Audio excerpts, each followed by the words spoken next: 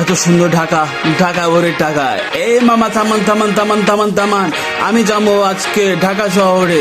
পুরান ঢাকায় আমারে লইয়া যান, আমার তো গার্লফ্রেন্ড নাই, পকেটের টাকাও নাই। এ মামা আমার পকেটের টাকা নাই, আমার গার্লফ্রেন্ডও নাই, এখন আমি কি করবো? আরে দাম দাম দাম, তোর পকেটে টাকা নাই তাতে কি হয়েছে? তুই একদিন বড় লোক হবি, তোর পিছে পিছে ঘুরবো অনেক মাইয়া, তুই অনেক টাকা উড়াবি, গার্লফ্রেন্ডে তোর অভাব থাকবো না। তুই এত সুন্দর একটা পোলা, তুই এমনি থাকোস কেন? তুই ভালোভাবে পড়াশোনা কইরা ভালোভাবে ইউটিউবার হইয়া টাকা কোটি কোটি কামা, টাকা কোটি কোটি কামাইতে কামাইতে তুই একদিন যাবি গন্তব্যস্থলে পয়সা।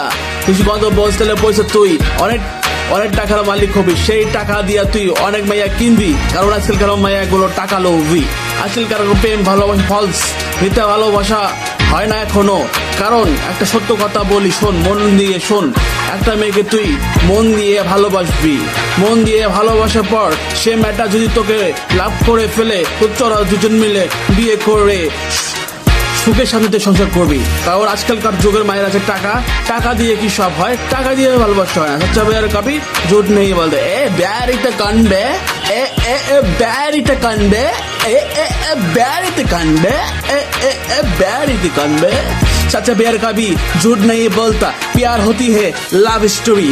लव स्टोरी में आप लोग इंस्टाग्राम में ट्वीट करते हो, इंस्टाग्राम में बोलते रहो ये मेरा गर्लफ्रेंड है, और कुछ दिन बाद बोलते हो ए गर्लफ्रेंड को मुझ छोड़ दिया।